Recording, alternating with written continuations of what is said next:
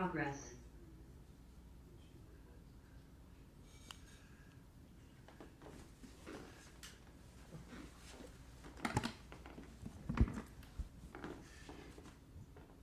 Arise, arise, I see the future in your eyes. To a more perfect union we aspire, and lift our voices from the fire. Good morning, welcome to Community Church of Boston. This is kind of a cuckoo morning. I drove 4 hours last night to do a gig and drove 4 hours home. And it was a marvelous gig, and I sang that song, which is by Jean Rowe, R-O-H-E, beautiful alternative national anthem. And the most marvelous thing was that in the middle of the song, people started standing up. And by the end of the song, the whole crowd was standing up and singing along. Arise, arise, I see the future in your eyes. To a more perfect union we aspire, and lift our voices from the fire. Check out that song on YouTube by Jean Rowe. It's a beautiful instrumentation of it. Anyway, welcome. My name is Dean, and they call me the administrator, and a couple other honorifics like bottle washer and troublemaker, and etc. We have a wonderful morning this morning. The best thing is that I got home at 1:45, woke up at 7 and realized that it was really 6. So I had all this time on my hands. I made you a batch of scones. And then with all this time on my hands, I decided I'd do something else, and I sort of forgot the scones, and they got a little bit burnt, but they're still good, and please help yourself to them. They're by the coffee in the back. Mom always said, eat the burnt ones, kids. That way the company will have the good ones. So I have a taste for slightly burnt ones. Anyway, that was a marvelous event up in Maine, and we're back here to welcome two just marvelous guests. Happy, yes, memorable Dia de los Muertos to all of you. And thank you to our president, Sandra Ruiz Harris, who put together a beautiful altar at our entrance to the church downstairs. It has all kinds of blinking lights and all kinds of skeletons and all kinds of remembrances, fond, loving remembrances of our departed. It's a beautiful thing that we've started with Sandra and others. Also, by the coffee, check out our little big display of miniatures that are all kinds of skeletons who are bride and groom, skeletons who are a mariachi band, skulls and skeletons and all kinds of beautiful bright colors and flowers around those gruesome, gory, ghouly things. We have our repeat offender named Terry Kitchen. Although Terry's name is really Max too. We have two Maxes, but Terry Kitchen is a longtime songwriter, fixture, magnificent songwriter. What I think of when I think of Terry is he's the most unfull of himself songwriter of great brilliance, and also just community member and leader, and organizes all kinds of things like Porch Fest, like People's Music Network, like different events featuring several songwriters in a lot of different places. So we get to hear from Terry Kitchen. Terry, thank you for being with us once again.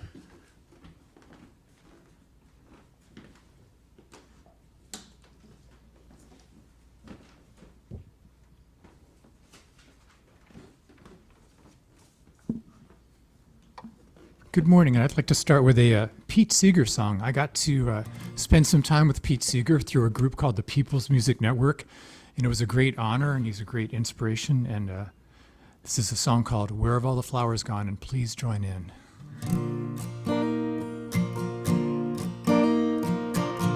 Where have all the flowers gone? Long time passing. Where have all the flowers gone? long time ago.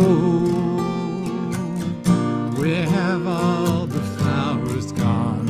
Young girls pick them, everyone. When will they ever learn?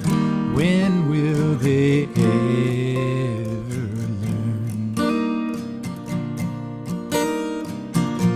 Where have all the young girls gone?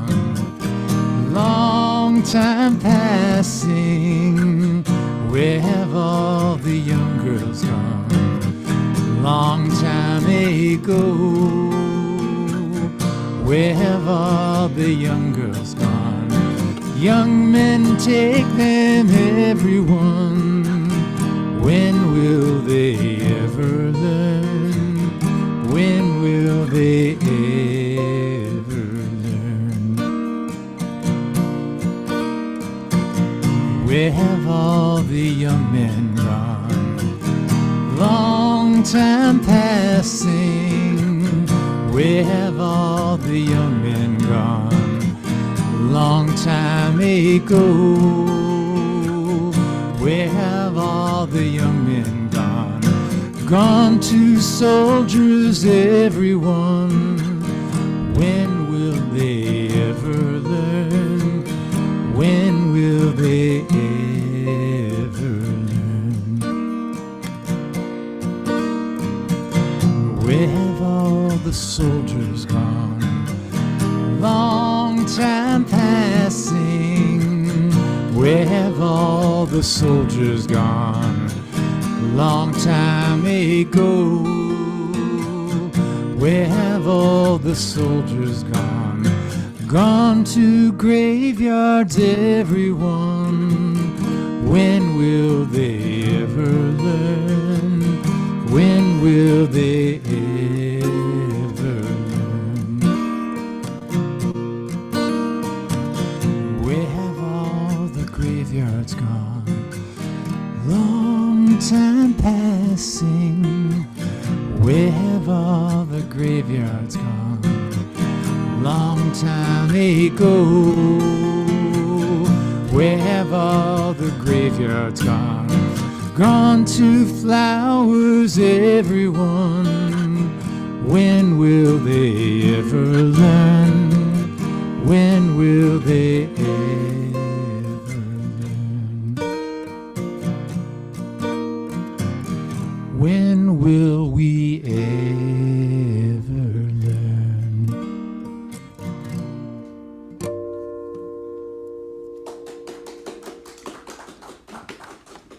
Terry Kitchen, thanks so much. Memories of Pete.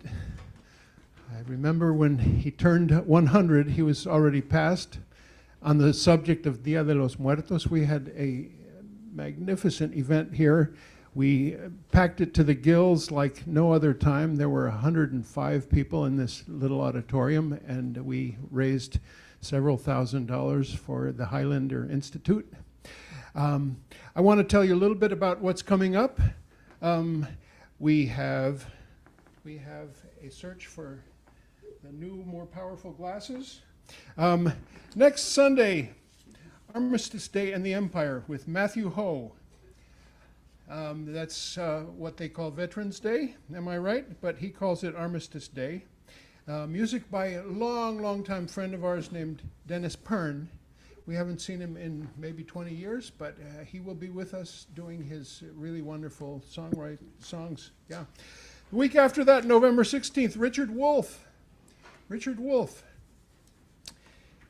Look at some of his entries on our YouTube channel that have over 1 million views. It's really a marvelous thing. Music that day by our special friends Magpie, Terry Leonino and Greg Artzner. November 23, Poets, Writers, and Protest, Boston area poet named Charles Coe, C-O-E. Music by our own Beatrice Green, who graces our beautiful piano. She practices a lot here, and we love having her here and listening to her during the day, during our office day, as she composes and practices. November 30th, Sunday after Thanksgiving, very special one. His name is Brendan Hughes. He came up with a really wonderful iHeart podcast that's called Divine Intervention, and it's all about the late 60s in Boston, Catholic radicals doing really dangerous good trouble, organizing at the place called the Paulus Center, which is just 3 blocks from here, and coming up with these plans to break into draft offices, to do all sorts of trouble throughout the city of Boston, and to protect draft dodgers and to help them burn their cards, all that kind of stuff involving not only the priests at Paulus Center, but also involving the likes of Jim Carroll, our friend here in Boston, longtime author and former priest. And there will be others. It'll be sort of a homecoming of those people who are many up in their years, but many of them still vibrant and wonderful radical activists. That's Brendan Hughes on November 30th. And that day, fabulous music. Maura Smiley is again, longtime friend, has performed here just once or twice, but a serious touring performer and choral director and singer and recording artist, Maura Smiley, November 30th. A couple of additions as well, last minute additions, Saturday, November 21, is that right?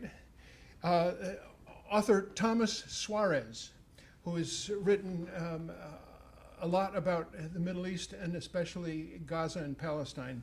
This is a program brought to us by the Gralta Foundation and also co-sponsored by Mass Peace Action and some of the usual suspects, Jewish Voice for Peace, and who else? UU's for Justice in the Middle East. So that's an add-on program. We just booked Thomas Suarez. One last one, the first Saturday in December, a special concert by songwriter Jim Infantino. It's his CD release concert, and it'll be right here. It's like a house concert, all proceeds to the performer, and we're really honored to host this. Another really just stalwart in the songwriting scene of the city of Boston. Let's see, anything else I have to say? Well, just again, Dia de los Muertos. I remember my mom, who passed just last year. And I remember Joan Livingston, who passed earlier this year. And I especially want to show you we have a mountain of books that we're slowly that belong to Joan. We're slowly getting rid of them through book sales on the sidewalk. And we got rid of a whole bunch of them. Thank you, Charlie, for that initiative. But there's one that I wanted to show you. It's a book that Joan obviously loved. It's called The Management of Savagery by Max Blumenthal, our speaker today. And to prove how much she was a fan of Max Blumenthal, I want to get close to the camera and show you her note-taking all the way through the end of the book.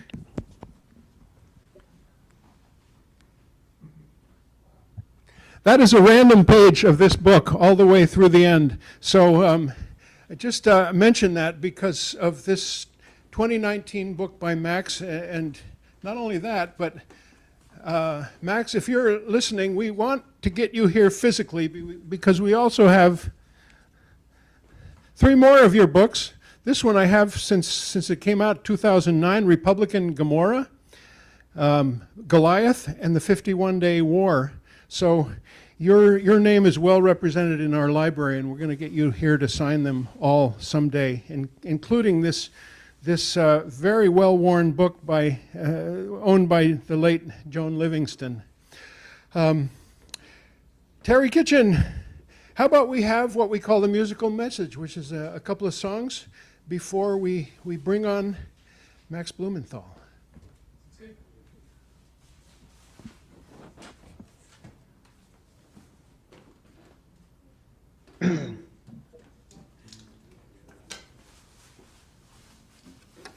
So I work during the days at a middle school with special needs kids. And after the last election, you know, a lot of us were thinking, oh my God, what's going to happen? And I was looking down the hallway at maybe 50 kids walking toward me down the hall. And I was thinking, it's really important that they keep dreaming, because if they stop dreaming, we're all in trouble. So I wrote this song. This is called We All Dream, and please join in. We all dream, we all fly, we all crash, we all cry, but we get up and try again, reaching further than we've been. Crazy as it seems, we change the world when we all dream.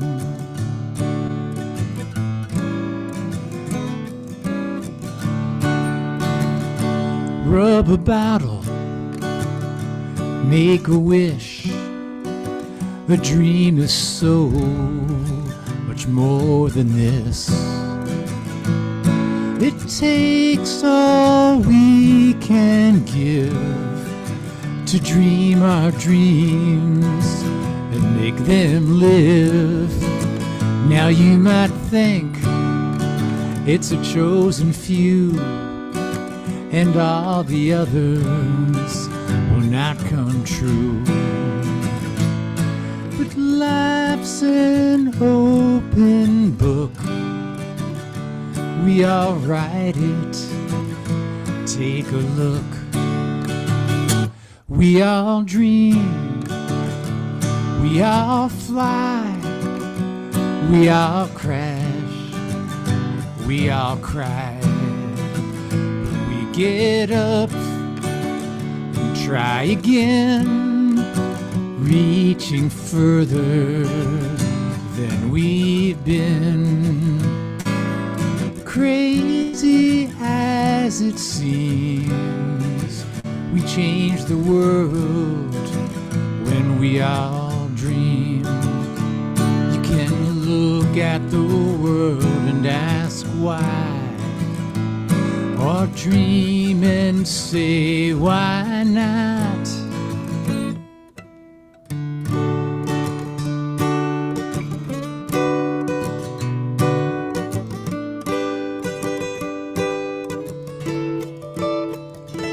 We get tired, beaten up. Some days we feel like giving up. But somewhere in our hearts, there's a dream about to start. We all dream, we all fly. We all crash, we all cry, but we get up and try again, reaching further than we've been. Crazy as it seems, we change the world when we all dream. Yes, crazy as it seems, we change the world when we all dream.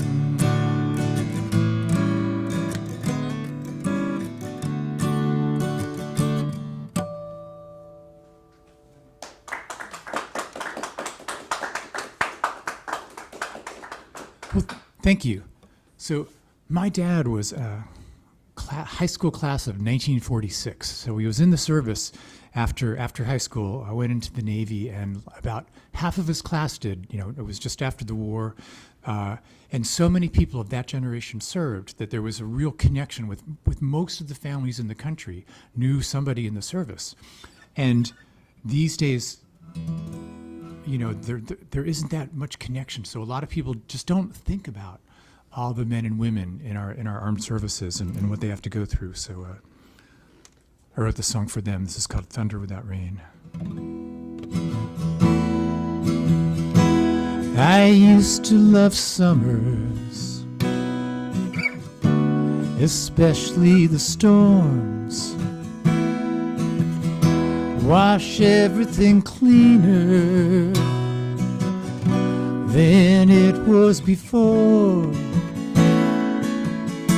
But I was a child then, and my world has changed. Now it's all thunder without any rain. I don't talk about it, the forever fight, the blinding white desert, the diamond cold night, that clench in your belly that always remains, that blast of hot thunder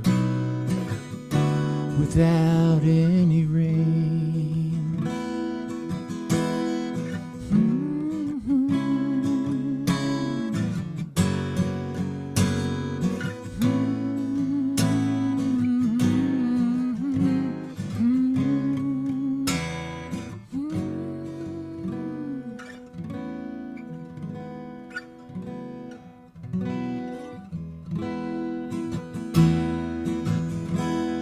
Thanks for your service, civilians all say, but I'm still in the battle as they walk away. So I reach for a needle to tamp down the pain and quiet the thunder without any rain. And little by little, nothing remains, just echoes of thunder without any rain. Just echoes of thunder without any rain.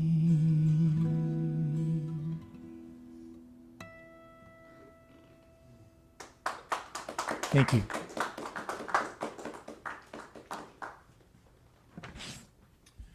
Thanks, Terry. Beautiful songs.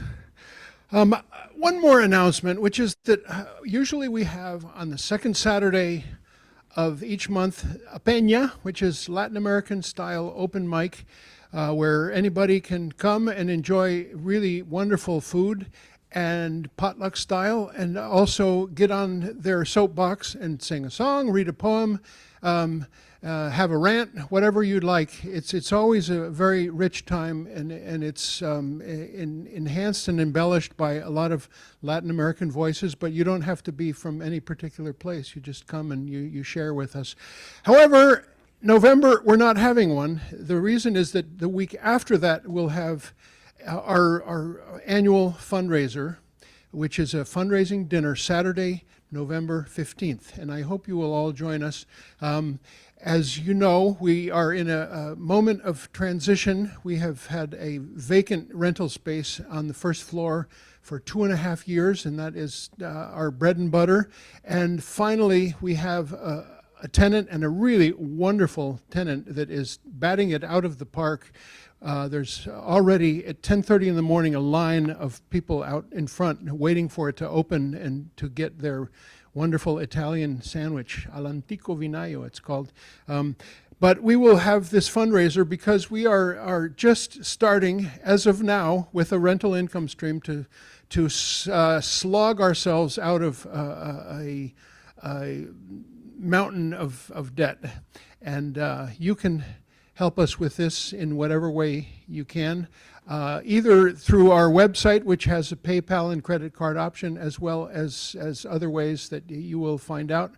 If you come to our dinner, enjoy Sandra Ruiz Harris's usual Mexican inspired food offerings, and just share with us and join with us for that fundraiser December 15th. A moment of just concern. Steve Kellerman, longtime friend, member of the church, retired machinist, longtime stalwart in the Wobblies of Boston. His email address was bostonwob at gmail.com. Steve is in hospice now, and we're sending our thoughts out to his wife Nancy and their family. Steve, we're remembering you, and we're thinking about you right now. Also, David Rovics. You know the songwriter. He was just here, and we had a magnificent, another concert of David's. He's just this fabulous topical songwriter on every issue, and just kind of the people's history of the planet in song is how I describe David, people's troubadour. And he's here for several weeks because his mom is same thing, is in a transition to a different place. And so we send this out to David and Bonnie Rovics. His sister Bonnie lives in Jamaica Plain. We're thinking deeply about both of these families right now. Can't help but tell you about this.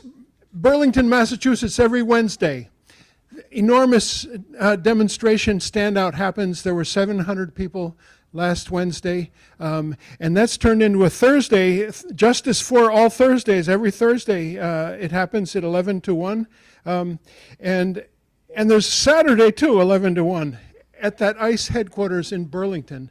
I hope you can make it sometime soon, and make it again and again until we get rid of this secret police. I saw a wonderful T-shirt that says, "No secret police," and in the word police, the words ICE are in a different color.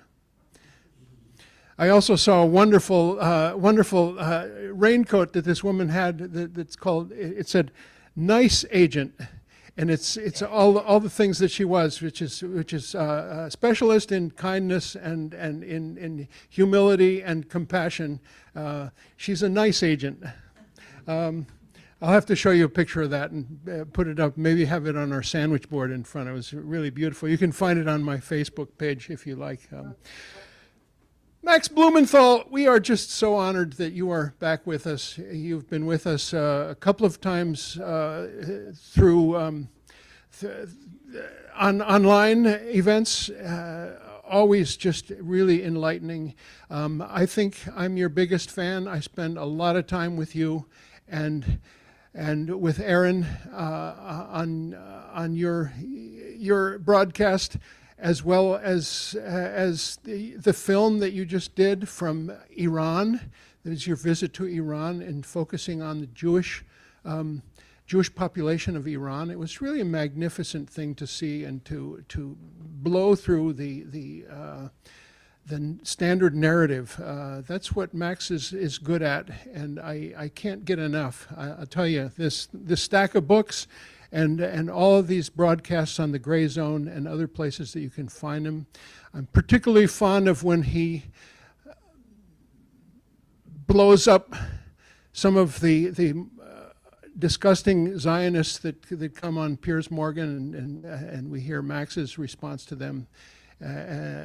So enough. Max, we're so glad that you are here, and I just can't believe that you are doing this incredible groundbreaking journalism at the same moment as raising two small children. And we send our greetings also to Anya, your close associate, And please tell Anya that she has an open invitation. She has written a wonderful book that's called Corporate Coup about Venezuela, which I'm thinking that we're going to hear a lot about. So Max, so glad to have you. Take it away, however long you want to go. It's fine with us. Well, thanks a lot. How much time do we have here? We'd like to have lunch around 1. But we will tell you that Daniel Ellsberg received our Sacco and Vanzetti Award in 2021, and he went on for 2.5 hours, and we were in rapt attention. So, so if you can top that, that's fine. But we sort of get hungry and like to have lunch around 1, and we also want to have a little bit of a Q&A with you, and one last song from Dairy Kitchen. So it's a movable feast, whatever you like to do. All right. Well, first of all, thanks a lot for having me here, Dean, having me back. Some of my favorite events were with you at the community church. As you mentioned, I do have family here, and so I'm going to try to take a half hour or so, maybe hopefully less, to mostly talk about the coming war on Venezuela. I'll talk about Gaza, where things are going there, and the shift in post-October 7th U.S. politics, which is playing out everywhere from the conservative movement to the New York City mayoral election. And then maybe we can do like a half hour of questions. And I'll probably get hungry before you all do. So, yeah, just to begin, we are on the precipice of war with Venezuela, as Dean mentioned. This is something we've been covering at the Gray Zone for years. I interviewed Nicolas Maduro in Caracas at a particular phase of the war on Venezuela, and it's moved through various phases, and that's kind of what I'm going to focus my remarks on. This war could be catastrophic.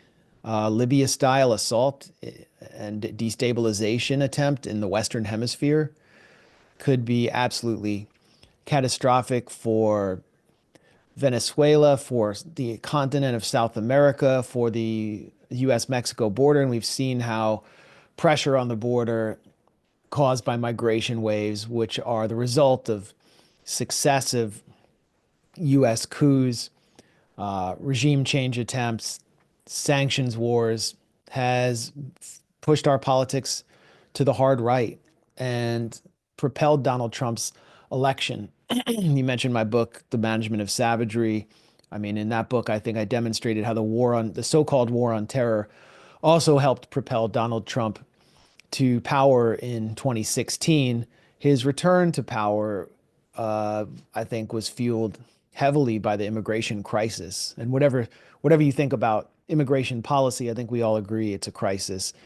And no one's talking about the reasons behind it. Venezuela, we all know, has the largest oil reserves in the Western Hemisphere. It has coltan, it has rare earth minerals that are needed like lithium for Elon Musk's batteries, his electric batteries. Most batteries will be electric, and most devices and vehicles will be powered by those batteries by 2030, 2040 at the latest. So the rush is on. And global capitalism is in crisis itself. There's a need for assets within the West. There is a competition with China, in which we just saw Trump and Xi meet. And one of Trump's key objectives in that meeting was to get China to end export controls on rare earth minerals, because the U.S. can't get the minerals it needs to wage this AI war that it's initiating with China, and to advance its own economies. So they're in a real crisis, and attention is turned towards Venezuela, which has been a target ever since Hugo Chavez acquired power, first in 1998. Then a coup attempt was staged by the same figures of the Venezuelan opposition that are now poised to ride U.S. tanks to power in Caracas. We're talking about Leopoldo Lopez, who's been based in Spain. The Spanish government is heavily involved in these coup attempts. The former colonial master of Venezuela. His father's a right-wing legislator in Madrid. He is the mentor of the radical Venezuelan opposition that supports attacking Venezuela with the US military and sanctions and destroying the country just so they can obtain power. He was the mentor of Juan Guaido. He was in Miraflores Palace with a group of coup plotters after Chavez was first removed in 2002, taken by holdovers of the old regime, the old Punto Fijo regime, to a military base. And the Venezuelan people marched on Miraflores Palace a day after a corporate CEO, frontman for multinational corporations, Pedro Carmona, was installed in power. And the New York Times celebrated Pedro Carmona as the new president of Venezuela and tried to normalize the coup on the front page. Meet our new president. The Venezuelan people were not having it. They marched on Miraflores. They demanded Chavez's return, and he returned to power. What did he do? He nationalized PDVSA, which was the national oil company, removed the old management, which saw PDVSA as a vehicle for essentially exporting Venezuela's wealth to the north. And Chavez enacted a series of social programs, established workers' cooperatives, rural cooperatives, literacy programs, housing programs, reduced poverty by over 70% during those years when the US was pinned down and the Bush administration focused on trying to steal Iraq's oil. And the Venezuelan opposition, meanwhile, was training. They were raking in millions of dollars under the watch of figures like Leopoldo Lopez and someone you're probably now familiar with, Maria Corina Machado, through USAID, and the regime change arm of the US government, the National Endowment for Democracy, various European Union NGOs, the Open Societies Institute of George Soros, training from figures like Gene Sharp. They were basically training for color revolutions modeled after those that were sweeping Eastern Europe. Chavez dies in 2012, and Venezuela faces the Bolivarian Revolution, which inaugurated a new constitution and brought millions of people out of the shadows in Venezuelan life, faces a crisis of legitimacy following Chavez's death from cancer. First of all, the Central Election Council, the National Election Council, has to hold a national election within, I think, 1 month. Can you imagine, with all of the crises we've faced in US elections, if the US was forced to do such a thing under international pressure? But they did so. A successful election. Nicolas Maduro, Chavez's chosen successor, surprised many people that he was the chosen successor. He was the foreign minister under Chavez. He was the former head of the bus drivers union, a former bus driver who's from Caracas, not from the military like Chavez, which could have presented problems, defeated Enrique Capriles, who is a fairly popular opposition figure representing the upper class and upper middle class of Venezuela, the East Caracas elite. And it was judged a free and fair election by the Carter Center. But as soon as Maduro came into power, without the same kind of name recognition, popularity, or credibility within the military as Chavez, the Venezuelan right, backed by the US, went to work to try to unravel his presidency. And they ushered in a series of what they call guarimbas, which are like, it basically means like roadblocks. And they blocked off parts of Caracas that they controlled and initiated riots. This helped destroy Venezuela's, or it eroded Venezuela's economy. And the US media painted it as popular rebellion that was being brutally crushed by Maduro's vicious security forces. And what the guarimbas were doing was, in some cases, they would like erect wires across streets, that had beheaded motorists, and they would home in on and attack Afro-Venezuelan people, people with dark skin who they thought were Chavistas, if they caught them in their neighborhoods in East Caracas. There was one man who was actually burned alive, Orlando Figuera, for simply being black in East Caracas. These Guarimbas were violent, they were racist, they were driven by US intelligence, and they were destroying Venezuela's economy. In 2016, and they were driven by the National Assembly. The National Assembly of Venezuela at that point was controlled by the opposition. And so imagine if the US had this situation where a president had been elected and Congress is calling for riots in the street and calling on Russia and China to support, bringing in support from Russia and China to support those riots, like January 6th on steroids, burning down cities. What would the president do? Well, what Maduro did was he invoked the Bolivarian Constitution to call for a constitutional assembly to break the crisis, and called for elections which were actually more democratic and included more members of the Venezuelan public, bringing them into public life. And the National Assembly walked out. The riots immediately ended. Venezuela was now at least at peace. However, the National Assembly had simultaneously called for the US to sanction the entire economy in the oil sector of Venezuela. Imagine that. Imagine the US Congress calling for foreign countries to carry out economic warfare on the United States. That's what happened in Venezuela, with the traitorous Venezuelan opposition seeking to burn down their country in order to take power. And those first sanctions arrived at the end of the Obama era in 2015. And from 2015 on, Venezuela began to experience hyperinflation, shortages, as the Gray Zone revealed. Anya Parampil reported in 2019, the State Department under Trump actually published a document boasting about how much economic destruction the US had caused to Venezuela through sanctions and how many economic assets they had destroyed. And then they swiftly removed that document because it was a little bit too on the nose, but Anya caught it in time.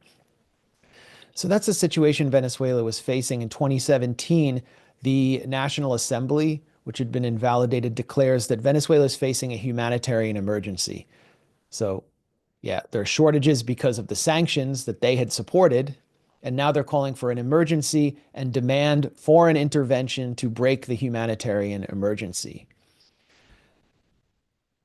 So flash forward to February 2019, the border of Colombia and Venezuela, Colombia under the control of a right-wing pro-US president, Ivan Duque, who today is a DJ in Miami. We'll talk about Colombia in a second. He authorizes the USAID and the radical US-backed Venezuelan opposition to carry out a fake humanitarian aid stunt in order to shatter Venezuela's sovereignty and discredit Maduro in front of the eyes of the world. Pallets of aid are loaded up on trucks on the Colombian side of the Venezuelan border in a town called Cucuta, and simultaneously the neoliberal British billionaire Richard Branson carries out a star-studded live aid concert to save the people of Venezuela in Cucuta. The aid stunt was a complete disaster. The caravans filled with aid, which people in Venezuela did not actually need. What they needed was an economy that could be allowed to function in the international financial world, which they didn't need. The aid was blocked at the border by Venezuelan police. The Venezuelan military stood by Maduro, and the aid was then burned at the last minute by opposition hooligans on the Colombian side, and they attempted to blame the burning of the aid on Maduro and his security forces. I was one of the first journalists in English to expose how they burned the aid themselves. I was called a conspiracy theorist until a few months later when the New York Times did an OSINT, open source investigation showing that I was actually right. Um, the conspiracy theorists were right again. The aid stunt fails. Venezuela's borders are secure. The military is standing with Maduro. Juan Guaido has been announced by the US as interim president. He's snuck back into Venezuela from Colombia through actually a narco cartel called Los Rastrojos. And he, in April 2019, attempts to lead a military coup inside Caracas. This also was a complete disaster.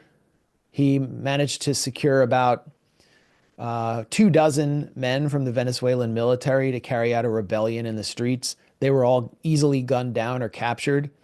Guaido is left exposed with his mentor, Leopoldo Lopez, who had broken out of the Spanish embassy.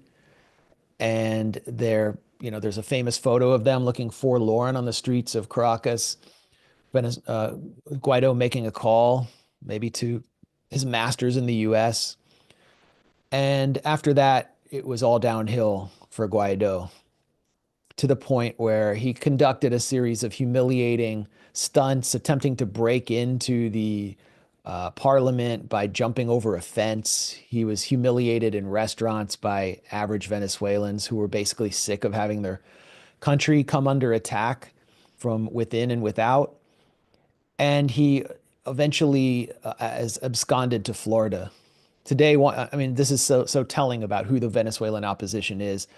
Guaido is now a supposed professor with no academic background at something at Florida International University called the Adam Smith Center for Economic Freedom, which is basically just like a right-wing libertarian propaganda institute where failed and washed up Latin American vassals of Washington go to get put out to pasture.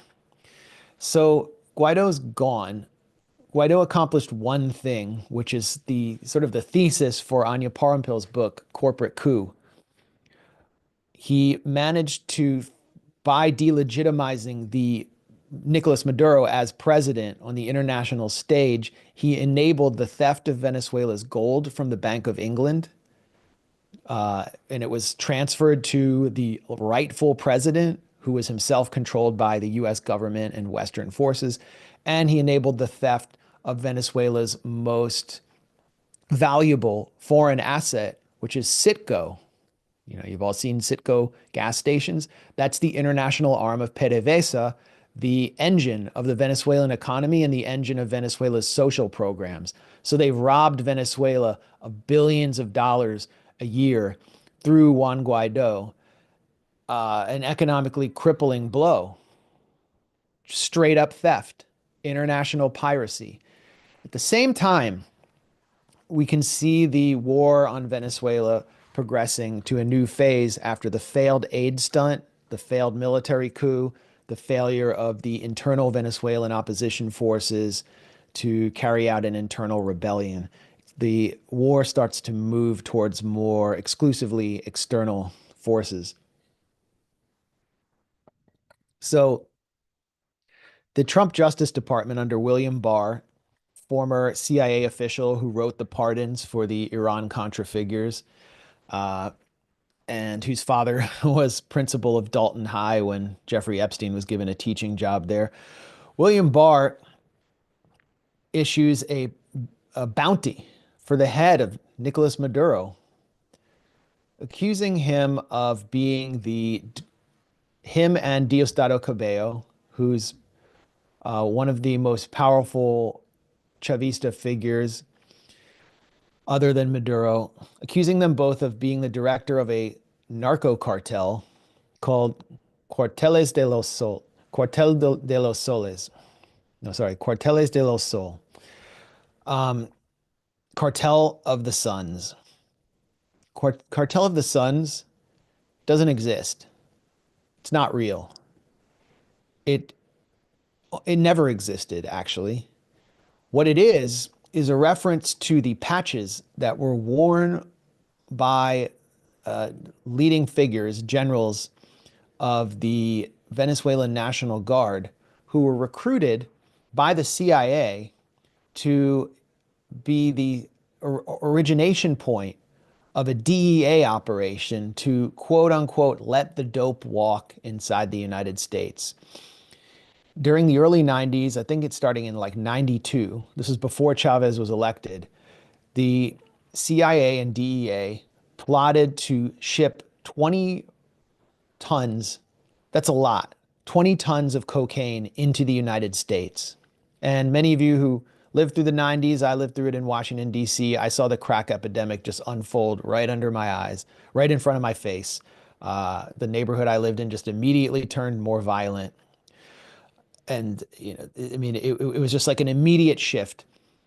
The CIA and DEA, this is just confirmed, shipped all this cocaine into US cities in order to supposedly be able to surveil who the drug honchos in each city were, how it was being shipped, and then to be able to crack down.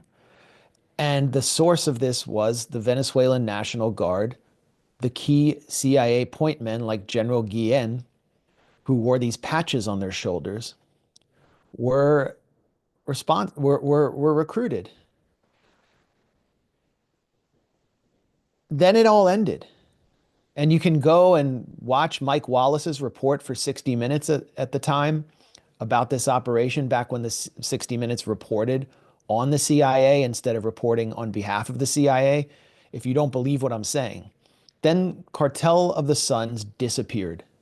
It was no more, and it was only resurrected by William Barr in order to put a $15 million bounty over the head of Nicolas Maduro. So with this bounty came figures, sort of violent, avaricious figures who were looking to get rich quick, collect the bounty by riding into Caracas with mercenary armies. And that was the point, to incentivize private coup attempts from the outside or kidnapping scams or kidnapping schemes to get Maduro and to put a target on his back. And that's what we saw with later on in 2019, Operation Gideon. Everyone, if you're watching this right now, go to the Gray Zone YouTube channel, watch my interview with Jordan Goudreau, who led the Operation Gideon failed invasion, mercenary invasion of Venezuela. His men were captured. Many of them were killed. Several of them were fellow Green Berets like him. And Jordan Goudreau is now speaking out. And he explained to me how he was first recruited to do this operation by close Donald Trump associates, including Donald Trump's bodyguard and longtime security director, who also had an arms export license, named Keith Schiller, who started a firm called Global Governments. And the purpose of this firm, which included top Beltway lawyers, people involved with the lawyer for Mike Pompeo, then the Secretary of State, as well as Venezuelan opposition figures close to Leopoldo Lopez and Juan Guaido. The purpose of this was to topple Maduro and then seize Venezuelan wealth. And they were promised lucrative contracts by the Venezuelan opposition in order to get Maduro out. So the whole purpose of this entire war on Venezuela, it's always been for the 1% of the United States, and particularly cronies of those in government, to seize Venezuela's oil wealth, to get so-called rebuilding contracts, and to use humanitarian aid as a cover for their get-rich-quick scams.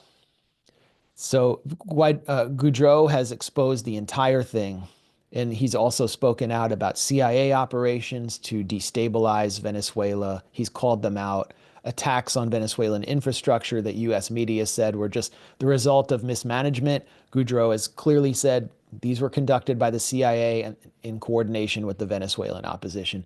The truth is, I mean, the mask is completely lifted.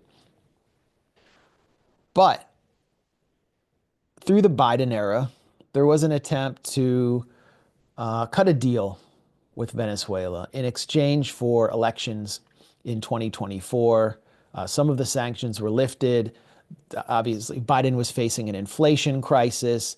Biden had cut off, he tried to reduce the Russian ruble to ruble. So the oil that was coming in from Russia to displace the oil that was no longer coming in from Venezuela and Iran was now cut off as well. So we had the NATO price spike under Biden. So Biden starts to try to relax some of the sanctions, allowing some, Chevron to conduct business again inside Venezuela, to bring Venezuela's thick crude oil into refineries in Texas. He had to. And in exchange, Maduro agreed to hold elections. They're holding elections with a gun to their head during a state of war. The U.S. declares immediately that Maduro has stolen the election in 2024, and a new phase of the war begins. The new phase of the war began during the campaign, which pitted first Biden and then Kamala Harris against Donald Trump, in which the immigration crisis took center stage. All right, there have been several waves of Venezuelan migration to the north. The first was a sort of ideological wave, the exiles who hated Chavismo, but it became an economic wave following the U.S. Sanctions attack on the Venezuelan economy in 2015. And that wave began to culminate under Biden when Biden declared TPS, temporary protective status, for Venezuelans. And the Venezuelan opposition went along with this because they wanted to fill their ranks with people who hated Chavismo and Maduro. Marco Rubio was a key sponsor of TPS. And so the pressure at the border became so extreme. TPS just allowed masses of Venezuelans into the US. And some people didn't like that very much. Donald Trump's base. So Donald Trump begins to highlight Venezuelan migrants as a national security threat. How does he do it? Through a psyop or a propaganda stunt. I mean, many of the figures that we should mention, though, that many of the figures that were, not many, but some of those coming in, most of those coming in were just decent people who were desperate. But some of those coming in did have criminal backgrounds. Crime did go down in Caracas following this wave. And there was crime in some communities across the U.S. caused by a minority of Venezuelan migrants. One of those was Aurora, Colorado, where there was a violent exchange inside an apartment complex with some gunmen that was filmed. I don't think any guns were discharged. This is at the height of the election campaign. That apartment building was being maintained by a corrupt landlord who was receiving government assistance, and he was flipping Section 8 apartments and trying to basically get government assistance to justify tearing down Section 8 apartments, and then he would, profit. And so to justify government assistance and then get, I think it was like to get authorization to continue to hand over this apartment building, or to tear it down. This corrupt landlord declared that it had been invaded by a Venezuelan gang called Tren de Aragua. And Fox News and right-wing media fills up with this image of these Venezuelan men with guns inside this apartment building. The residents of the apartment building actually held a protest at this time, declaring that the landlord wasn't providing them any repairs, that it was infested with rats, and the real problem was that was the real problem, not Venezuelan gangs. There was no evidence that a Venezuelan gang had taken over this apartment building, but that was the narrative, assisted by a pro-Trump local sheriff. And Donald Trump declares that Tren de Aragua is taking over parts of American cities. Then Trump declares that Tren de Aragua is controlled by Nicolas Maduro. And this is where the issue becomes international and tied to the war on Venezuela. It's no longer just an election season issue about immigration and in nativism. This was false. Trinidad was not being controlled by Nicolas Maduro. It had been largely neutralized within Venezuelan prisons by Maduro's security forces. In April 2025, U.S. intelligence declassified report confirms this. So the U.S. intelligence world, which had been trying to destroy the government of Nicolas Maduro, contradicts Trump. And Director of National Intelligence, Tulsi Gabbard, someone who was a longtime opponent of the war on Venezuela when she was a Democrat in Congress, who switched sides after sort of being rejected by the Democrats, comes out and fires the intelligence analysts who revealed that Maduro had nothing to do with Tren de Aragua. And so the Donald Trump administration is pushing this gigantic hoax. This is the WMD hoax of the war on Venezuela, combined with the notion that Maduro controls the Cartel of the Suns, Cuartel de los Soles, which was created by the CIA.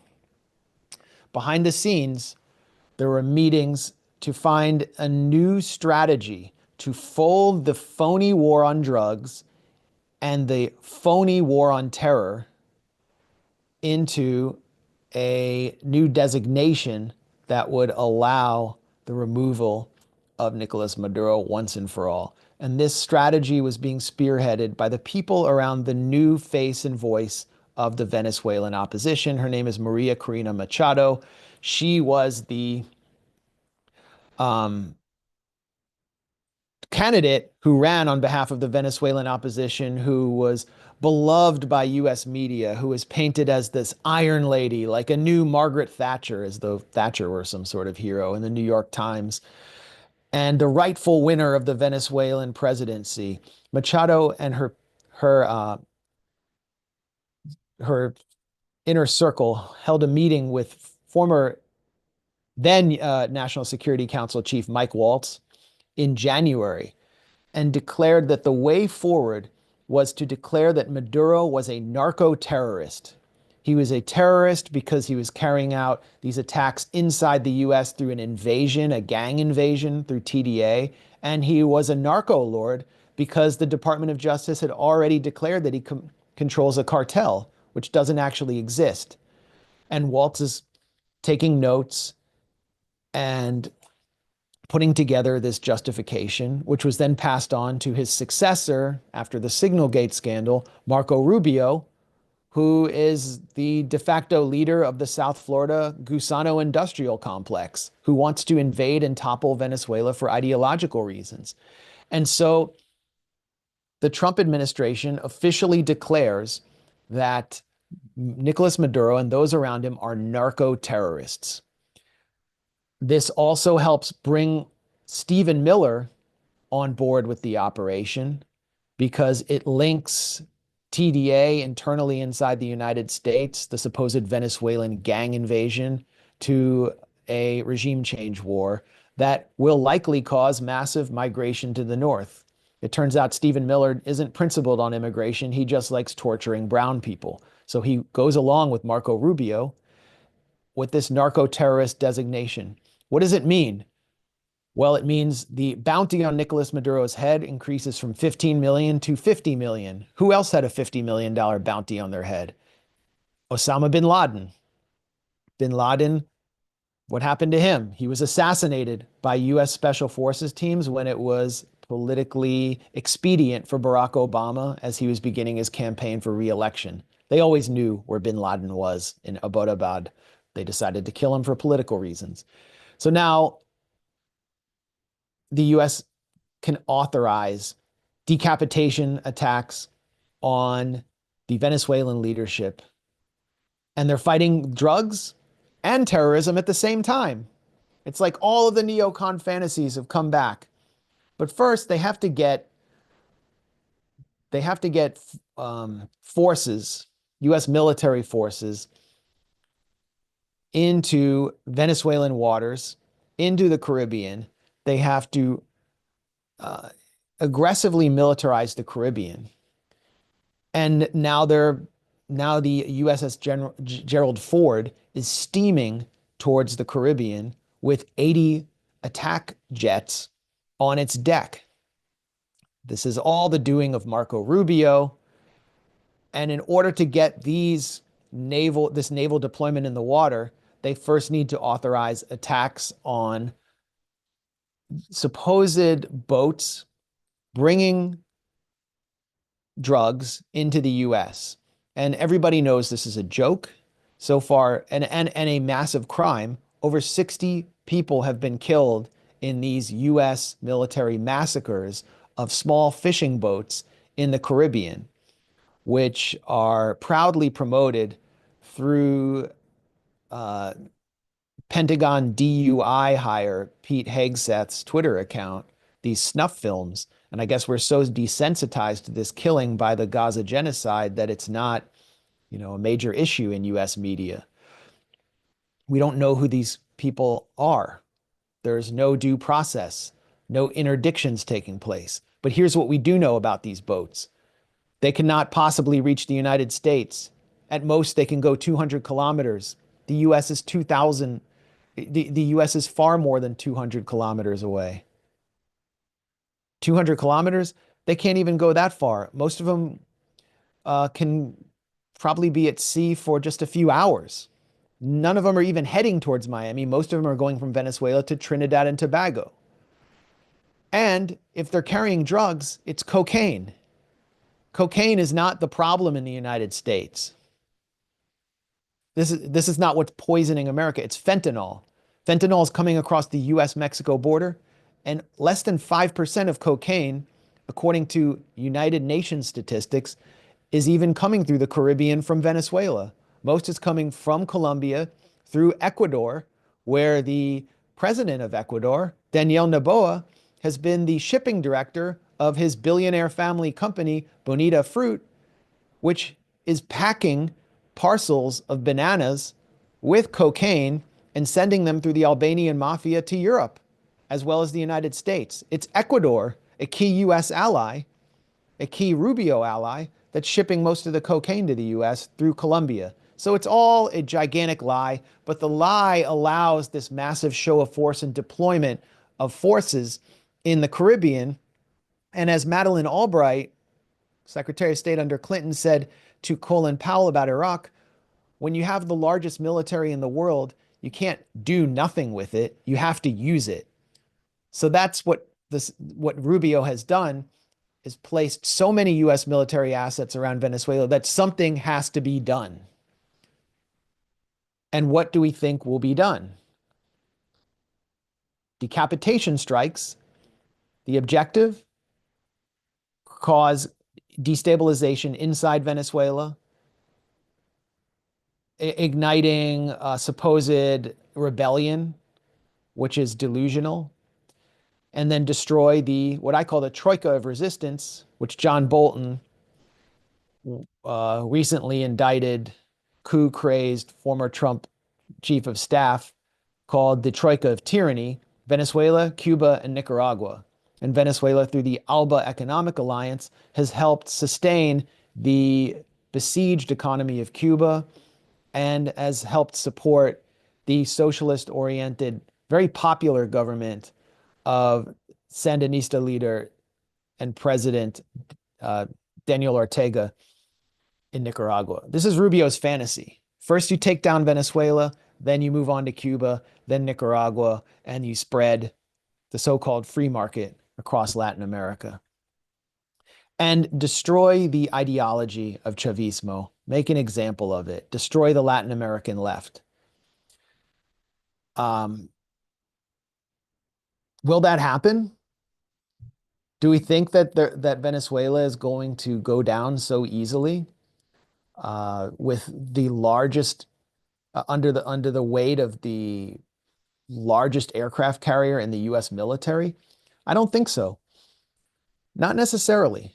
Look at what just happened in Iran, where when Iran came under an unprovoked attack by the US in June, not by Israel which effectively was an arm of the U.S. at that point, or was using U.S. weapons, with the knowledge that the Trump administration would come in and rescue Israel from the consequences of a war that it started, but which it couldn't finish. The Iranian people rallied around the flag and became more nationalistic than we have seen in a generation. Sectors of Iranian society which did not support the Islamic Republic, which did not support the Iranian Revolution of 1979, which did not support Iran's leader, Ayatollah Ali Khamenei, who may have had great problems with them, were outraged by the civilian casualties that Israel is causing, by the destabilization of Mossad assets inside their society, by the car bombs going off in their neighborhoods, that they stood with their government. And if the U.S. is going to do the same thing in Venezuela, there is going to be a large segment of Venezuelan society that will stand with their government over United States military that is carrying out brutal attacks, the kind we've seen in Latin America in the invasion of Panama in 1989, 1990, which has sort of been put forward as a model for taking out Maduro. A lot of Americans don't remember this, but mass graves were found across Panama of Panamanian people who were killed by the U.S. military, some with zip ties on their wrists, many of them children, many killed in airstrikes. Hundreds and hundreds of civilians were killed there. And so the idea that that Venezuela's own democratic revolution can be destroyed by the U.S. military and that an ideology, an idea can be wiped out is going to be tested. And it's the same idea that we've seen tested in Gaza, where enormous, unprecedented, like historically unprecedented pressure has been put on an entire population that has resisted their dispossession and destruction and occupation. They've had a genocide imposed on them, and they're refusing to leave, and they have refused to part from the model of resistance. So this entire neoconservative idea, it hinges on people in Latin America, in the Arab world, all across the world, basically accepting vassalhood and accepting neocolonialism. And it's going to be tested in Venezuela in the coming days. I'd prepared to talk about Gaza and to talk about the post-October 7th shift, but I feel like the situation with Venezuela is so urgent and so immediate that I wanted to focus on that today. That was sort of what was on my mind. But we can cover those issues in Q&A. I'm interested to hear what your questions and comments are. So let's wrap up my comments and move to Q&A. Thanks a lot.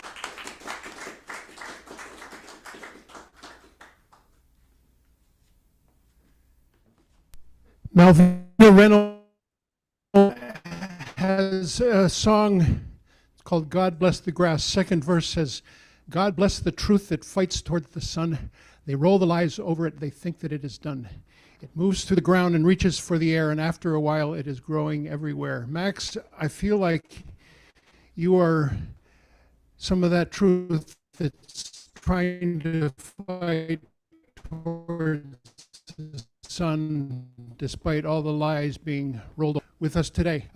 We have in the back of the auditorium a basket that has a few $1 and $5 bills in it, and you're welcome to.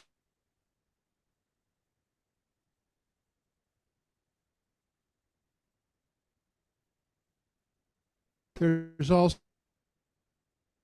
help us make this thing happen and keep making it happen for another 105 years. That's how long we've been here, since 1920. Terry Kitchen, give us one last song, and then we'll go to a Q&A with Max.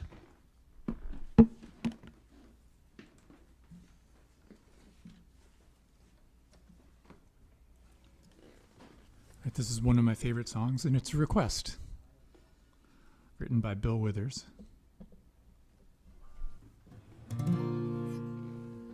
Sometime in our lives, we all have pain, we all have sorrow, but if we are wise, we know that there's always tomorrow.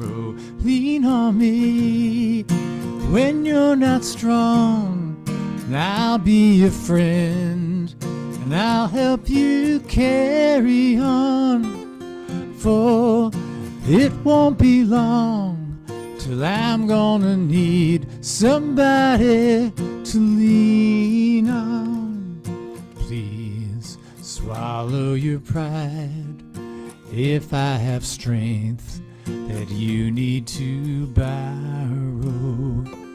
For no one can fill those of your needs that you won't let show. Lean on me when you're not strong, and I'll be your friend, and I'll help you carry on. For it won't be long till I'm gonna need somebody to lean on. You just call on me, brother, if you need a hand. We all need somebody to lean on. I just might have a problem that you'll understand. We all need somebody to lean on. If there is a load you have to bear that you can't carry, I'm right up the road. I'll share your load if you just call me. Lean on me when you're not strong, and I'll be your friend, and I'll help you carry on. For it won't be long till I'm gonna need somebody to lean on. We all need somebody to lean on.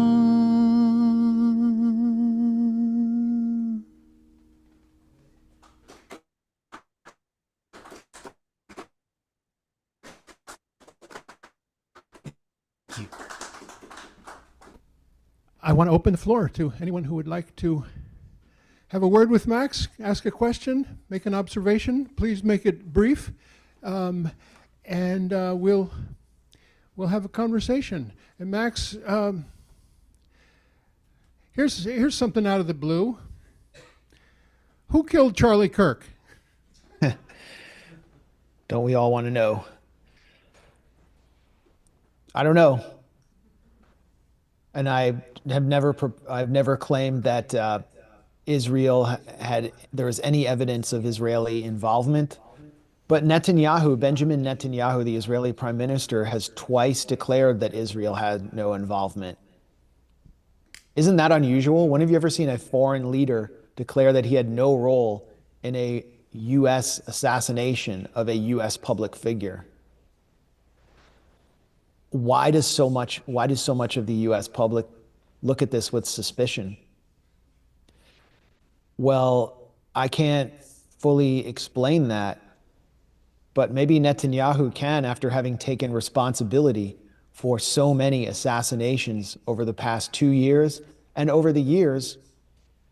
Actually, yesterday, 30,000 people were out in the streets in Tel Aviv to observe the assassination of former Israeli Prime Minister Yitzhak Rabin, the author of the Oslo Accords, who was gunned down by a right-wing disciple of rabbis based in the settlements of Hebron, like Rabbi Dov Lior, whose own acolytes are now in the Israeli government. And Yitzhak Rabin's wife, Leah Rabin, always blamed Netanyahu personally for inciting the murder of her husband. And we just saw Yossi Cohen, the former Mossad director, boast in interviews in the US with US podcasters that not only did Israel infiltrate and tamper with pagers being shipped into Lebanon in order to turn them into explosive devices to injure and maim thousands of Lebanese, many of them Hezbollah reservists, but they have infiltrated and sabotaged communication devices in every country in the world. That's what he said.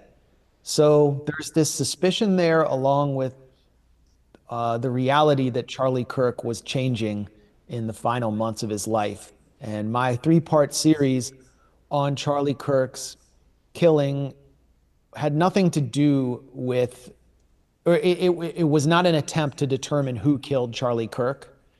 It was an attempt to use Charlie Kirk's final days to better understand the post-October 7th shift in US politics, where this figure who was basically at the top of an $80 million conservative youth organization that was astroturfed by Zionist billionaires like Robert Schillman was also having to account for the shift in the conservative youth grassroots on the issue of Israel, and that they were sick of claiming to be America first while President Trump and his team were being owned in broad daylight by the prime minister of a country of 7 million people thousands of miles away. It just didn't make sense for them. And Kirk was being heckled at his public events, grilled about the US-Israel special relationship, and at the same time, he was sick of being bullied by these right-wing Zionist donors who had helped create him. And he couldn't square the circle.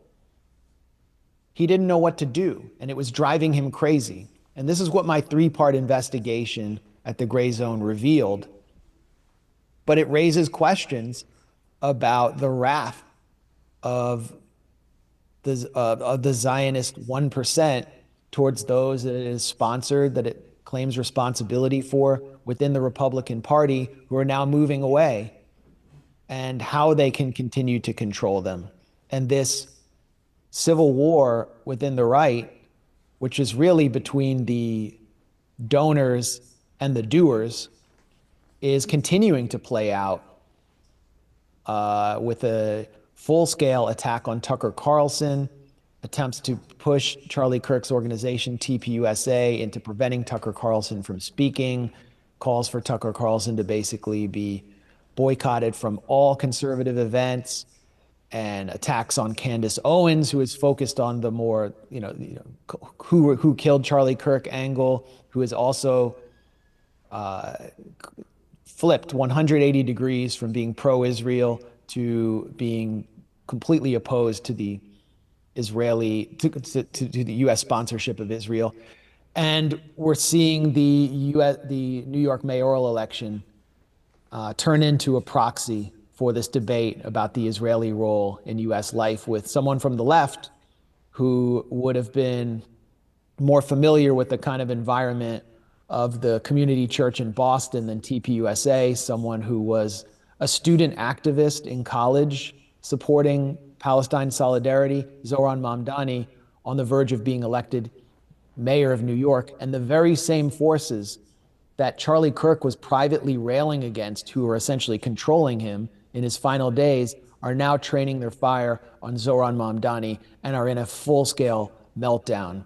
So the changes that we're witnessing in US politics on the left and on the right are dramatic, and we're only going to see them intensify, which means that the efforts of this, I would call it a kind of a fifth column in the US, are going to intensify as well and become increasingly dangerous, frenetic, and potentially violent. Let's see, have we got anybody online, Amar, who would like to join us? Dorothy. Hi, Dorothy. And thank you, Max, for all the work you do. Can you hear me? Yes, we can. Okay. Yeah, thank you, Max. I follow you closely. I love your humor and your dedication. Thanks. And your courage. And I just kind of a personal question, but probably a lot of us think, how do you keep going keeping your spirits as high as you can, seeing the horrors that you witness, open your eyes to, and report on. Well, it's harder when I'm just sitting in a room by myself to, feed off the energy of an audience and have an exchange. So sorry if I haven't been as humorous this time. I mean, Okay. I'd much rather be there in person with you all. It's just a totally different environment and vibe. Um, and I think a lot of people are grappling with how to keep going at this point because there's a sense of powerlessness or disempowerment after a genocide just took place, and now it's kind of continuing on a very low, it's continuing in slow motion.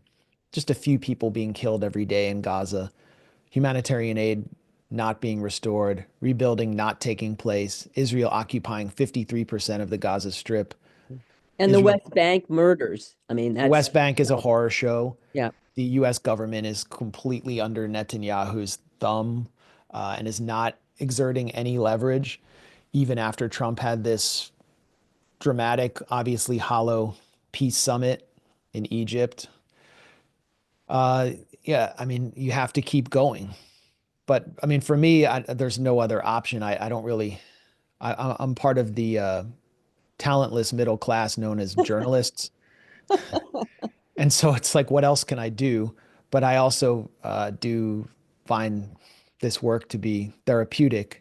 I mean, my mentality is may not be experiencing material change and the environment in the US, the political environment is growing more repressive by the day. I mean, I don't see ICE, for example, as an immigration enforcement agency. I see it as part of attempt to impose a regime of terror Mhm. on the American public as their birthright is sold off to the 1% or the wing of the 1% that's in with Trump Incorporated and is benefiting from Trump's golden age, or what you could call a gilded age, a new gilded age. And you feel the intensity Mm. of repression in a more intimate way than ever before. I just wake up every day and try to be the biggest bastard I can be. And that's how I can go to sleep at night. And you also have to focus on what's right in front of you. And so having a family is another way that me and Anya have responded to the genocide after October 7th, is expanding our family. Mm. Because at least we can control what goes on under our roof. Well, kind of. Kind of. Yeah, I, until I, they I heard that until you've they been become teenagers, I guess. that you had to move down to the basement because that 1-year-old roommate forced you out. So I did hear that. Yeah, this is my new studio for now. I'm still working with it. You can see I don't have the lighting right. There's some shadows behind me. But we're improving a lot at the Gray Zone in Yeah. general. We've added a new team member, Kay Pritzker, who's improving our social Oh. media a lot, and we just published a new documentary about Beitar USA, which is the most militant Zionist street organization. I think it's really the true face of Zionism in the US today. And this is the group that's handing out mock pagers to anti-Zionist public figures, and even the UN General Secretary, Antonio Guterres, they handed him a pager. They are claiming responsibility for flagging various pro-Palestine student activists and furnishing their identities to the Trump administration to have them jailed and deported, specifically Mahmoud Khalil and Rasmea Ozturk. And yeah, they spent time in U.S. federal prisons. And so have just published, I think, one of the most significant documentaries on the current state of American Zionism, filmed by a member of Beitar, Mm. a American Jew who joined Beitar and got close enough to its leadership that they allowed him to film long interviews with him in their office in the streets of New York. And I feel good about this work. I feel like we're leaving a legacy for people to learn from. And political education and disclosure is a revolutionary act when we live in a society that I think is the most propagandized society in human history. Absolutely. Yeah. Yeah. So wake up and be a bastard. That's my takeaway. Yeah, be the biggest bastard you can be. But create a family and bring your friends and family close. So thank you for your work, Max. It's amazing and wonderful and Thank keeps you us so all much. going. Yeah. Max, it's so great to hear you talking about your family. Um, what can we do to subscribe? I've got to tell the truth. I've never sent money to Substack or subscribe to anybody, but I feel a need to get on and subscribe to the Gray Zone and offer a recurring contribution. And is that the best vehicle for you to receive our support? And Well, yeah, we depend on our small donors, our just our readers, and all of our work is free with no paywalls, or as much of it is free as possible with no paywalls, no ads. You know, you don't have to you don't have to subscribe to see what we do. I tried to make our last documentary, which is called A Propaganda Film by Beitar USA, available to our paid subscribers before everyone else, but everyone is now able to see it. It's on every platform possible. We were using PayPal to bring in to offer people the chance to make like one-time donations to us. That was just something I did when we launched our site back in 2019. And PayPal is evil. PayPal, anytime you send a payment transfer, I mean, anyone can try this who's watching right now. Transfer money to someone and say Iran in the note. It will be blocked immediately by PayPal. And we recently were suspended by PayPal, which means everyone who has been donating like $5 to us a month through PayPal has had their money blocked. PayPal seized the money. They've also debanked our editor, Wyatt Reed, for unknown reasons. And so we're moving to a new platform that is much more friendly to our anti-war, pro-peace politics called Give Butter. And you can donate through there. We're going to be doing a fall fundraiser, and we're going to be exposing PayPal and why they why they suspended us. And this is something that you have to watch out for moving forward. All of us are sort of prisoners. We're digital prisoners to these private Silicon Valley controlled platforms, which are themselves controlled by US federal law enforcement, US government, and the politics of the empire. And so any of us can be debanked at any time. And that's something that I think the anti-war community in the US needs to do more thinking about. Give Butter? Yeah, well, you just go to all you have to do is go to our Substack, which again is free to subscribe to, and you'll find a support button at the top, and that will allow you to support us. And we're going to update our site, thegrayzone.com, with that as well. You can also subscribe on Patreon. I think that's a great way to get everything that we publish in your email inbox every day. Patreon, Substack, or Give Butter. I will give you butter. There's 2 sticks of it in the scones that I just made for y'all. They might be almost all gone, but when we have lunch, you might be able to get a half of one for your dessert after our lunch that Luis Guzman has prepared for us. Max, I can't help but say this, and we have one question here in the audience, but I fear for your safety. And I want to know that I fear for community churches' safety too in this present atmosphere where where the letters are being sent out, threatening letters to various different institutions, including the Unitarian Universalist Association, that got this letter that Josh Hawley, from his whatever committee he's on, sent out to a couple of hundred left organizations saying, "Get ready, preserve your documents. We're coming after you."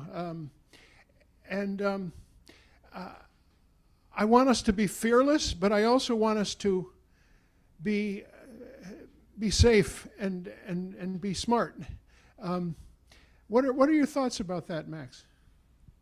Well, they're trying to intimidate you, and there's this broader intimidation attempt, which is being driven by a foreign country, Israel, a foreign apartheid state that just committed genocide, and its stooges inside the US, like Josh Hawley. They are not going to allow you to even change the consciousness of Americans. And there have been blueprints put forward by the Heritage Foundation, the outsourced brain of the GOP and the Republican Congress, which was obviously a channel for Israel First money, called Project Esther, which called for criminalizing the entire Palestine solidarity movement on the basis that they are providing material support for Hamas, or they are HSIs, Hamas support, HSOs, Hamas support organizations. And now they're trying to make good on that.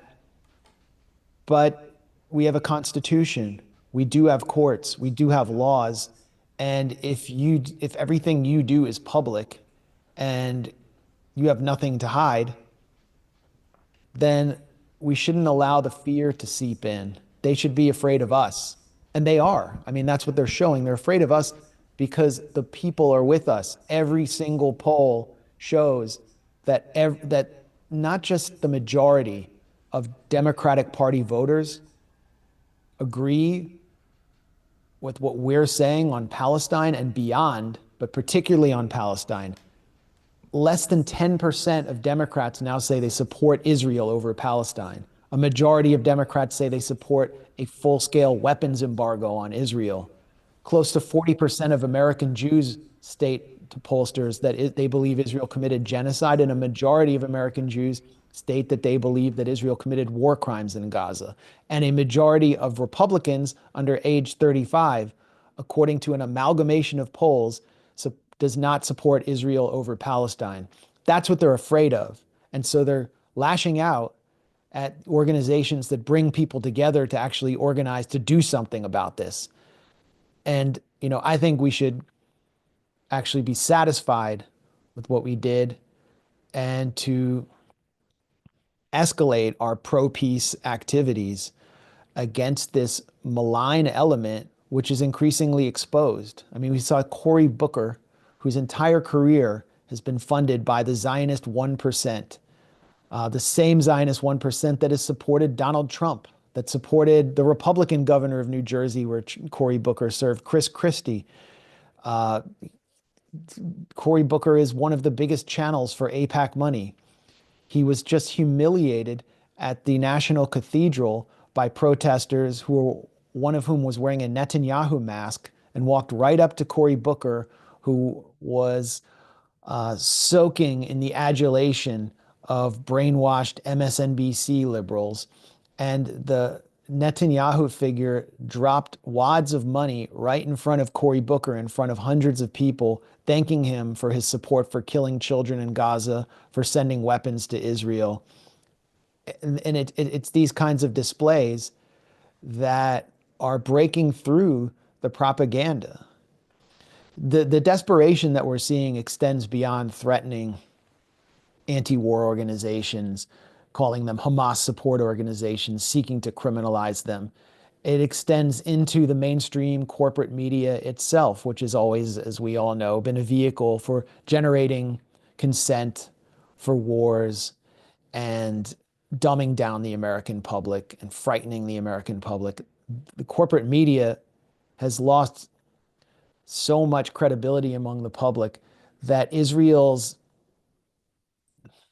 operatives inside the US are seeking to buy as much of it as possible under de facto orders from Netanyahu. So we see what just happened with CBS. Larry Ellison and his son, David Ellison, bought Paramount from Shari Redstone, who was herself an ultra-Zionist, and then installed Barry Weiss, the face and voice of the Zionist 1% in the media, as editor-in-chief. They're now firing everyone at CBS who's considered woke or who, Middle East correspondents who challenged Israel's genocidal imperatives in Gaza through, just straightforward reporting.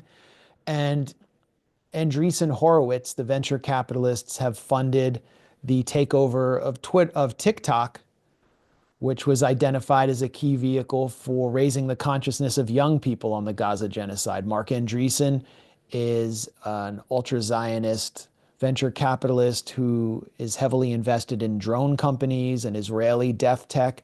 And his partner, Ben Horowitz, is the son of David Horowitz, the anti-Palestinian late neocon agitator. So it's pretty obvious what's going on there. And this will just further discredit corporate media and turn more people to independent media. TikTok, if it disappears as a venue for young people to express themselves on Palestine or any other issue, they'll go somewhere else.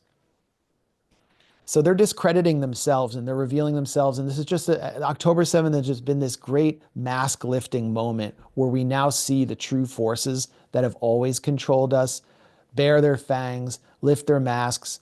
And it's sort of like the final scene of a portrait of Dorian Gray, but it's a portrait of American Zionist empire.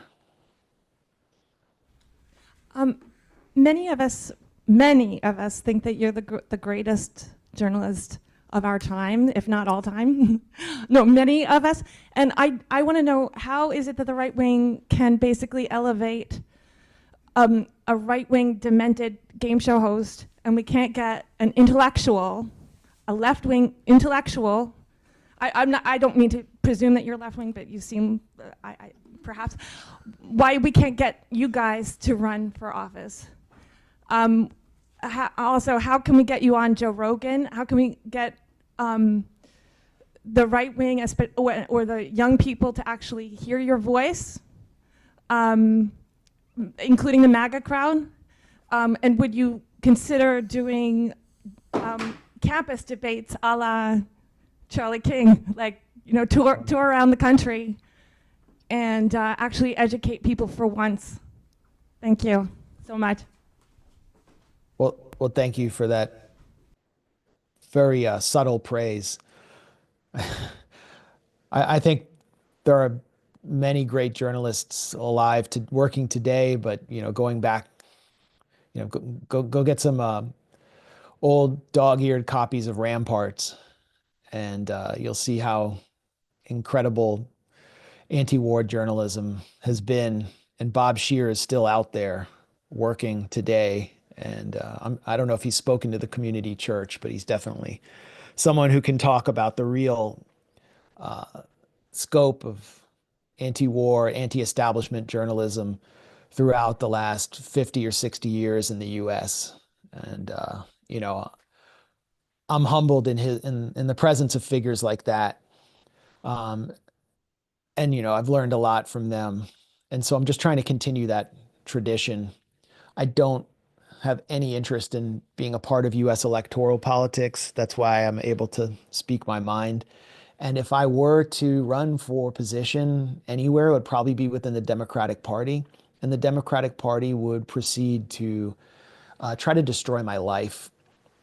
And they would even take measures to, you can ask Matthew Ho about what was done to Jill Stein in North Carolina, where Democrats would send campaign workers to people's doors to intimidate them because they were registered with the Green Party. They would actually go to people's doors to frighten them against voting for Jill Stein. So they're operating at that level. It is an authoritarian, anti-democratic party, and I have no place in it. And you can see what it's doing to sort of soft left or soft social democratic figures like Zohran Mamdani, where it's sort of a pincher attack. Chuck Schumer's refusing to endorse him. Hakeem Jeffries barely endorsing him. Barack Obama is moving in to co-opt Mamdani and make sure that no real change takes place. And then there's Graham Plattner in Maine, who's leading in the polls, and the Democratic Party is dumping any, uh, you know, opposition research they can find on him to paint him as a Nazi, to expose him supposedly for having declared that he was a communist when he was younger. Oh no, it's not working. It's backfiring on them, but they're eating their own and they will destroy their own in order to maintain the losercrats that are in charge of the party. And there's nothing I can do about that. So there does need to be a hostile takeover of the Democratic Party, but that's not even possible until the party is really brought to its knees. I think the first thing we need to do is set some red lines. One of the red lines is no more support for Israel, not not defensive weapons, as the so-called defensive weapons, which Alexandria Ocasio-Cortez continuously votes to support, like the Iron Dome, which is designed to allow Israel to conduct one-sided slaughters on Gaza. Nothing, nothing, no more. And if you support that, we're not going to vote for you. We're not going to be shell-shocked by the Trump era into voting for a pro-Israel Democrat who supports abortion rights. There needs to be a red line there. And there need to be other red lines. And so I think the most important thing to do is organize people at the base of the party, progressive-minded people, into forming an anti-genocide, anti-war bloc that will not give them our votes until they do what we want. And that's something that's just, you see is much more present on the right and is changing politics within the Republican Party. The Democratic Party is actually much more repressive and authoritarian towards its own base than the Republicans. If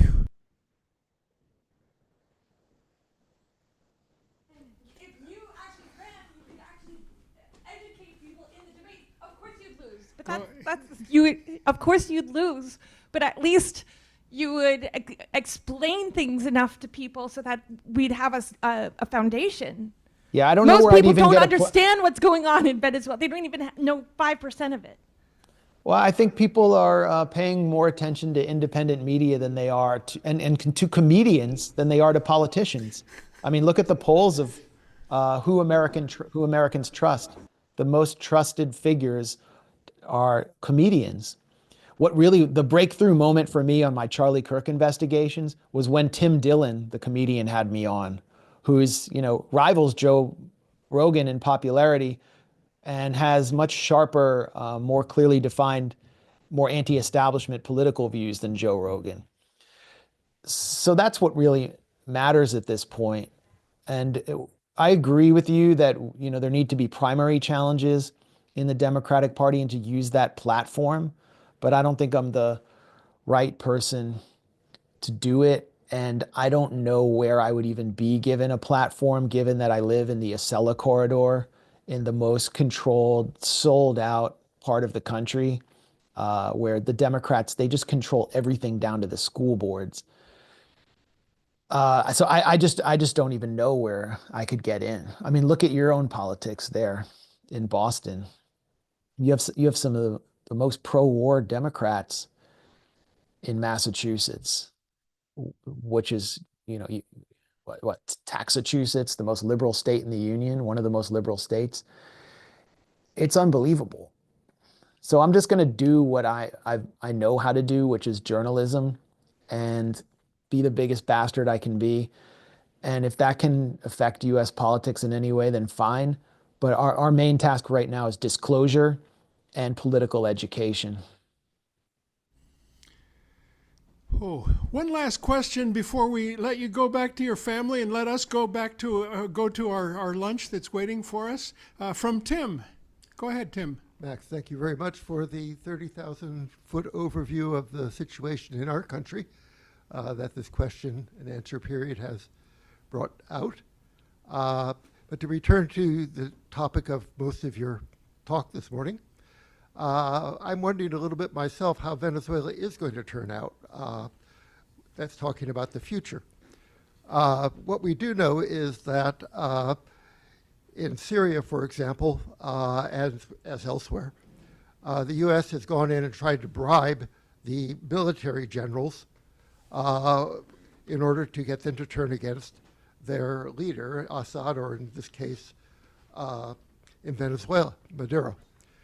They've already tried that strategy, once trying to bribe Maduro's pilot into rendering him to authorities. And it seems to me that that's going to be a key tactic that they adopt, in addition to decapitation strikes against infrastructure and, of course, the leadership itself, if they can. What do you see as the chances of success for this in Venezuela? I don't see any chance for success, because the idea of success has been defined as sort of this quote unquote democratic transition, a clean democratic transition. If the Trump Incorporated succeeds, the environment in Venezuela could be so destabilized that a figure like Maria Corina Machado could not even hand over the country's resources and contracts for rebuilding and contracts for building oil infrastructure so cleanly, because a civil war would erupt. And Maria Corina Machado, while promising to basically sell out her country to a cartel of pro-Trump businessmen or Trump-aligned businessmen, has also promised to carry out massive purges. She's been a little bit more subtle about that, but she is Pinochet in a skirt and would have to carry out the incredibly bloody purges of Chavistas across Venezuela and wipe out all iterations of Chavismo. It would lead to a civil war. It would lead to an armed conflict inside the country that would spread into Colombia, where FARC has aligned with Venezuela's government, and it would bleed across the region. It could even bleed into Brazil, where Lula da Silva's government has been targeted by the Trump administration. And then it would lead to a massive migration wave like never before, putting new pressure on the US-Mexico border, as well as all the states along the way, from Central America to Mexico. I mean, we're talking about a catastrophe if they succeed. And I don't think the Venezuelan public has an appetite for this level of destabilization. I don't know what the US plan is, but it appears that the plan leaked, or some version of the plan leaked to the Miami Herald 2 days ago. It called for beginning with an attack on Venezuelan military bases, which they would, in their neocon fantasy world, believe would trigger this popular rebellion.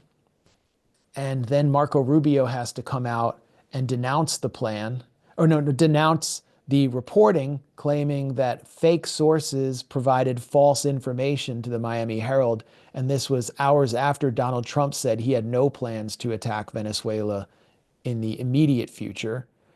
And what I think happened is that someone actually leaked the plans, either within the Pentagon, who is opposed to this war because they understand how crazy it is, what an exercise in arson it would be, or that Marco Rubio was the source and that Trump berated him for exposing the real plan. So they're already in disarray within the Trump administration. And I don't know if they know the way forward, which is possibly why Pete Hegseth and Donald Trump are now threatening to attack Nigeria for supposed Islamist attacks on Christians. And they've said, if Nigeria can't stop these attacks on innocent Christians, then we're going to bring the military in there. So they're suddenly pivoting from Venezuela to Nigeria. So I don't think they actually know what they're doing. And I do think there's a very strong possibility of a rally around the flag scenario in Venezuela if they carry out these strikes on military bases or decapitation strikes, and it will be discrediting. Meanwhile, the U.S. has restarted, or is attempting to restart, negotiations with Iran, because they're also bogged down in the Indo-Pacific, where there's a deployment of the USS Nimitz aircraft carrier, a kind of show of force against China. And there isn't, the US doesn't have the ability to threaten Iran at this time. The US is also expending enormous amounts of ammunition of 155 millimeter howitzer shells in Ukraine, and it can't keep up with Russia's industrial production, which is why Russian troops are now taking over the city of Pokrovsk, which is a key transportation hub, and the Ukrainian military is losing more territory. The US cannot supply Taiwan with enough THAAD anti-aircraft, anti-missile batteries because 1/3 of the THAAD stocks that the US possessed, its entire stockpile, was spent by Israel, spent to defend Israel in 12 days last June against Iran. So I think the US military is in a crisis, the US empire is in a crisis, and the Trump administration is using a series of maximalist, increasingly bonkers band-aid solutions to paper over the real problem. And I think the only way out of this is to negotiate with Venezuela. And it would be a win-win scenario that would bring down energy prices for the American public. But you have ideological radicals like Marco Rubio, the director of the Gusano Industrial Complex, in charge. And if this fails, Rubio is in big political trouble. This is someone who's vying to be the next Republican nominee to succeed Donald Trump, and J.D. Vance is his key competitor, and they're both in the administration. I think this is something to really watch to see who will chart the future of the party after Donald Trump.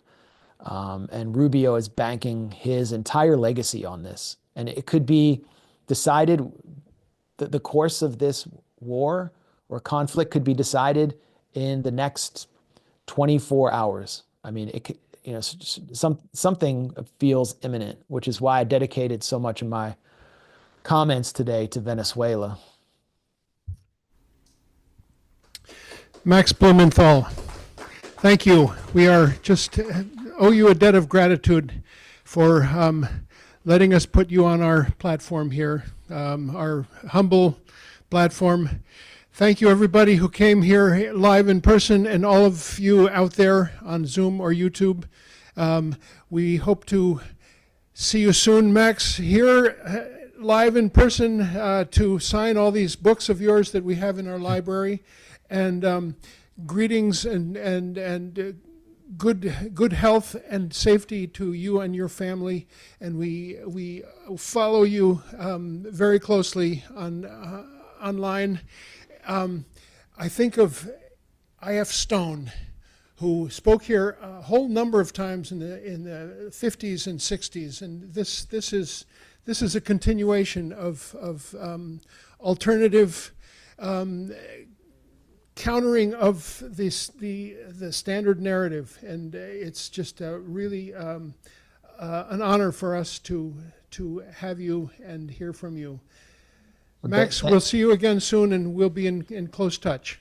Thanks a lot, Dean. Thanks, Amar. Thanks to everyone who came out today. Brothers, now our meeting is over. Brothers, we must part.